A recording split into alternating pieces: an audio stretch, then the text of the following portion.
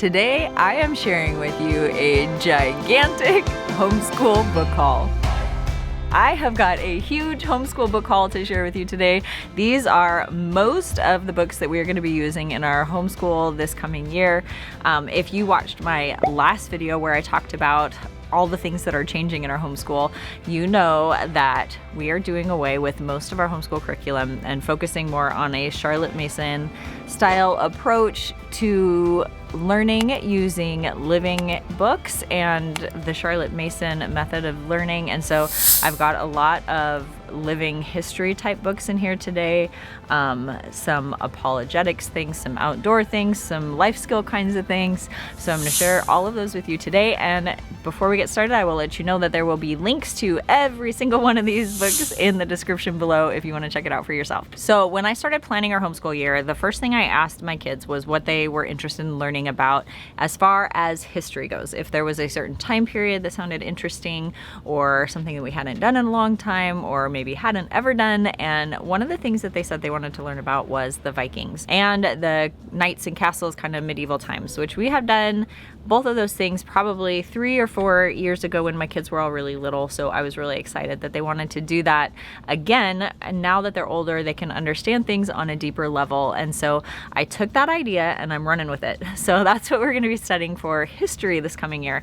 And I'm going to share with you all of the living history type books that I got. Most of these books that I got, I found used copies of, which is one of the ways that I am saving money on purchasing our homeschool supplies, as well as because we're using Charlotte Mason method, we are not buying a whole lot of curriculum. So a lot of the money that would traditionally have been going towards curriculum for me this year has been spent on books. So that is part of the reason why there are going to be so many books that I'm sharing with you today. I did have a list of quite a few other books that I'm interested in, but my library actually has those on hand. So there will be other ones that we will go through that we'll just check out from the library when that time comes for that. So these aren't the only books that we'll be reading.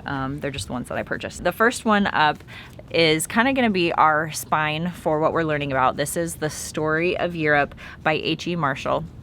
And this is full of a whole bunch of stories from the fall of the Roman Empire up to the Reformation. So that covers all of those Middle Ages time periods that the kids were wanting to learn about. Most of the chapters are only probably a couple of pages long, so this will fit perfectly with how we do homeschooling, where we read a lesson together as a family, and then there will be other books that our kids will read on their own that go along with the time period or the events or whatever that we're studying. So this will be our core that we're going through for most of our lessons together as a family. Going on the Viking theme, one of the things that I got was this Usborne illustrated Norse Myths book. I love Usborne books, and Charlotte Mason had recommended reading through Norse myths when studying this time period, and so this was a fun one.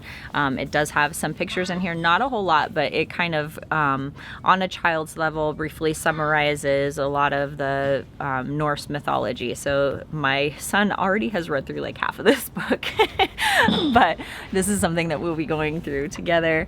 And then also on that line, I found Viking Tales, which is kind of a summarization of the Viking sagas. I believe these are kind of the stories that the Vikings told each other about some of the things that they did to supplement what our core lessons about the Vikings are going to be.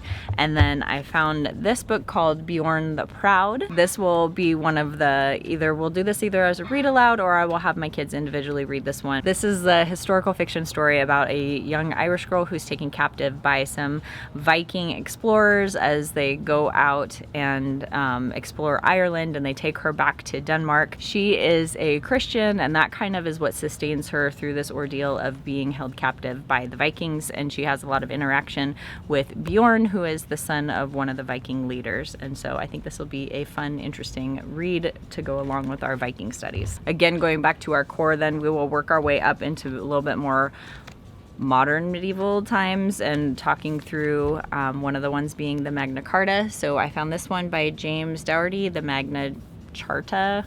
I think we normally pronounce it Carta, but this is about the Magna Carta that was written in the year 1215 and what a significant and important document that was. So this talks through King John and a lot of the events surrounding that and what takes place after the Magna Carta was written. So we have done books by James Dougherty before and have really enjoyed his style of living history writing, and so this will be one that we will kind of probably pause that other core one while we go through these books and study like the knights and the castles and the medieval times. And so along those lines, I found this Everything Castles book, National Geographic Kids. It has tons of pictures in here. I love these books because they're so interactive. The kids will love to just pick these up and read through them as they're interested. We probably won't go through this as a family, but this will be a supplemental resource that is available to them to look through.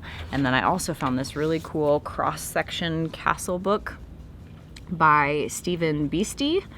And this is beautiful. It's really cool to be able to look through what was going on inside a castle while they're building it, the different trades and skills involved in the people, all of the different things that went along with castle life and that kind of stuff. So I think this one will be a fun one that my kids, especially my younger kids, will really enjoy looking through. And then I also always like to buy a couple of really nice reference books each year to go along with what we're studying, and I found this History of Britain book by DK Publishing, or History of Britain and Ireland, actually, the Definitive Visual Guide.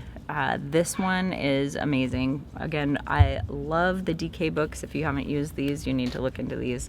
But they have so many beautiful actual photographs and timelines and information about people and events that took place. So this is a great nonfiction reference to go along with the things that we're studying, and it'll really help, I think, when we're working on our Charlotte Mason style book of centuries, because this has so much of this laid out in here already that the kids can look through and add to their personal book of centuries that they will be working on this year. And then I also got a couple of historical fiction books for the kids to, again, either me read aloud or them to read on their own. I haven't quite decided that yet, but this one is called Bartholomew Fair by Mary Stoltz. The description says, the year was 1597. Elizabeth I sat on the throne of England. Shakespeare's The Merchant of Venice was staged for the first time, and 6 people, including the Queen herself, woke up one morning and decided to attend Bartholomew Fair. Each of them found their way there, but only 5 fair-goers went home. So I think that'll be a fun, interesting read for the kids. And then I also got Otto of the Silver Hand by Howard Pyle. This one takes place in medieval Germany, and it's kind of about a boy named Otto who is fatherless, but he's the son of a baron, and it's kind of about this feud that was going on between his family and some other nobility families in medieval Germany. So this one sounded interesting. I think that's it for the medieval times. We're going to do a unit on the Silk Road that kind of goes along with this time period, and we'll be going through the exploration of Marco Polo and his adventures from Venice into the East and how he traveled around and things that he did and what he saw. So this one is a living book, history by Classic Living Book, about Marco Polo and his adventures. I love that this is written narrative style. It really makes history come alive, and so I'm excited to go through this with the kids. And then along with that, since he went into China, I found this one, The Good Earth by Pearl S. Buck. I think this will be one that my 8th grader will be reading on his own to kind of go along with that. But this, I remember reading this in high school. This one takes place in China during the reign of the last emperor, and it's kind of about this ordinary family's life in China during that time period. I think it's super important for us to be teaching our kids about different world cultures and different perspectives so that they can gain a broader understanding of this amazing world that we live in and God's creativity in creating people with so unique differences, that it's just beautiful, and we can't understand it all unless we learn about other people and places. And so I think this will be really helpful in accomplishing that. One of the other big reference books that I found this year, this one's hefty. This is The History of the World, Map by Map, by DK Publishing. It's one of the Smithsonian editions. So this thing, look at this, it is heady. Let me tell you. This is awesome. I thought this would be super helpful for us to have, not only as we're studying the medieval time period this year, but just for future history lessons altogether. It's so hard to understand, I think, looking at today's maps and what's going on, what things were like during different time periods. So I love that this has maps that go along with what life was like, what the world looked like back in the Middle Ages. It has maps that show the different kingdoms and how people were migrating and what was happening. There's the Silk Road. So all of this stuff is going to play along with what we're learning about, but it will be an amazing reference for us to be able to look through to really understand how all of this shaped up and took place, and how different countries relate to each other and where they fall on the map, and all of those things that it's hard to understand with our modern day perception of the world. So this goes all the way up to modern times. Amazing, amazing book. So I'm really excited to be adding this to our collection this year. My kids, again, have already been diving into this one. Another fun one that I found is called The Way Things Work Now by David Macaulay. It's kind of a fun science supplemental book that talks about different things like levers and how they were designed and how they work. Scales and weighing machines, pulleys, lights and photography and all these things, and it's fun, has these fun illustrations. I have one of my boys, it has a really like engineer kind of mindset, so I saw this one and thought he would especially, I think, really enjoy looking through this and understanding how things work and why they're put together the way they are and all of that kind of stuff. So this looks like a fun one. And then one of the things that I want to focus on a little bit this year, we're going to be doing a little bit more like survival skills and that kind of stuff. And this is one that I got, my first book of knots, that just for the kids to learn some hands-on stuff and learning how to tie knots. This will go great with each of them having some cordage for them to work through while I'm doing read alouds and that kind of stuff. They can practice tying their knots, which will keep their hands busy while I'm reading some of these other lessons. But this is nice because it shows you step by step how to do all these different types of knots and what they're for and how you can use them and all of those things. So this was a fun find. And then kind of going along with that is this forest school adventure that has a lot of outdoor skills and play activities and ideas for children. Again, another beautiful book with all these amazing photographs, different ideas about bushcraft. This one has some knots and stuff in it too. How to build fire, knife safety, all kinds of different things. So we're going to be doing a nature group this year where once a month we're going to be working on some survival skills. So I think we'll probably get some of the ideas out of here to work on, as well as some other survival skill books that we already had on hand. But I love this one. And then another thing we're going to be trying to work on that I'm going to have my kids, I think, have as some assigned reading probably is working on some apologetics kind of stuff. And I found these two, volume 1 and volume 2 of How Do We Know the Bible is True. This is written by Kitten Ham and Bodie Hodge.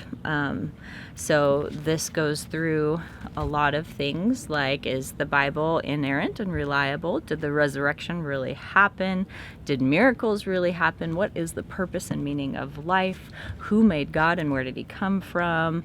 A lot of different tough questions that a lot of times people ask, or just we as believers even ask, that is really helpful for us to have good, solid scientific and archaeological evidence to back it up. So I think those will be really helpful to go through, as well as these other two, Demolishing Supposed Bible Contradictions.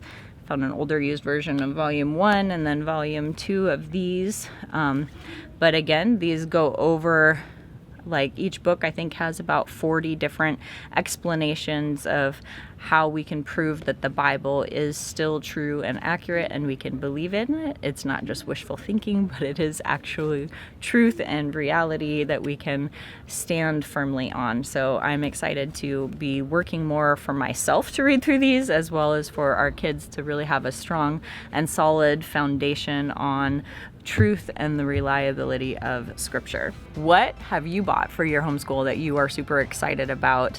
I'd love to hear from you. If you have any book recommendations that would go along with this medieval time period that we're studying, or the Vikings or the Silk Road, those kind of things, will you drop those in the comments below? I would love to find some more resources that I can let our kids read as well. I have a homeschool mom book haul that's going to be coming out very soon, so make sure you subscribe and stay tuned for that one as well. Thank you so much for watching this video. I hope you enjoyed it, and I will see you next time. Bye.